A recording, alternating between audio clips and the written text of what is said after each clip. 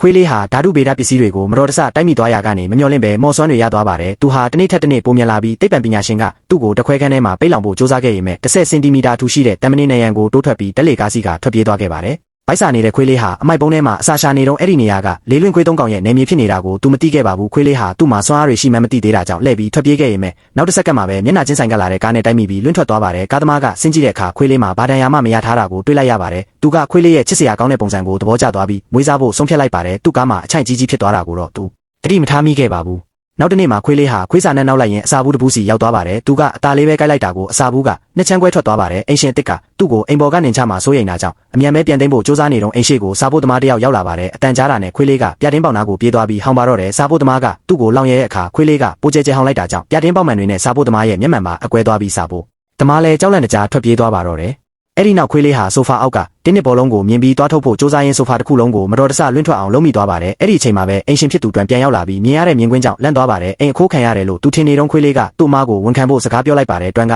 ဘေးပတ်လေကိုအနဲ့တက်ကြီးလိုက်ပြီးအိမ်ထဲမှာခွေးလေးတစ်ကောင်ပဲရှိတာကိုသိသွားပါတယ်။တွန်းကသူ့ခွေးစကားပြောနိုင်တာကိုလက်ခံလိုက်ပြီးသူသဘောကျနေတဲ့မိန်းကလေးနဲ့တောင်မိတ်ဆက်ပေးခဲ့ပါတယ်။အဲ့ဒီမိန်းကလေးကလည်းချစ်စရာကောင်းတဲ့ခွေးမလေးတစ်ကောင်ခေါ်လာခဲ့ပါတယ်။ခွေးလေးဟာခွေးမလေးကိုချက်ချင်းပဲချစ်မိသွားပါတယ်။ခွေးမလေးရဲ့စိတ်ကိုဖန်ဆားဖို့အတွက်ခွေးလေးဟာသူ့ရဲ့စွမ်းအားတွေကိုထုတ်ပြပါတော့တယ်။ပထမဆုံးအလင်းညင်နှုံးနဲ့ပန်းကံပြားတွေကိုဖမ်းပြတယ်။အဲ့ဒီနောက်ချက်ချင်းပဲခွေးအိမ်တအိမ်တူးပြပါတယ်။တွန်းကမယုံနိုင်စရာဖြစ်ရက်ကိုကြည့်ပြီးတခြားပါစွမ်းအားတွေရှိသေးလဲလို့မေးလိုက်ပါတယ်ခုအေးလေးကချက်ချင်းပဲစမ်းသက်ကြည့်ရဲ့အခါမိုင်ပေါင်းများစွာဝေးတဲ့နေရာတွေကိုမြင်နိုင်ုံတင်မကပဲအဝေးကအတန်တွေကိုပါကြားနိုင်မှန်းသိသွားပါတယ်။ရုတ်တရက်ခွေးမလေးအကူညီတောင်းပြီးငိုနေရဲ့အတန်ကိုကြားလိုက်ရတာကြောင့်ဘာမှမစင်စားတော့ပဲခွေးလေးဟာသူမကိုကယ်ဖို့မျိုးတဲကိုအမြန်ပြေးသွားပါတယ်။သူကိုယ်တိုင်တောင်သတိမထားမိခင်မှာပဲသူဟာစတင်ပြန်တန်းနေမိပြီဖြစ်ပါတယ်။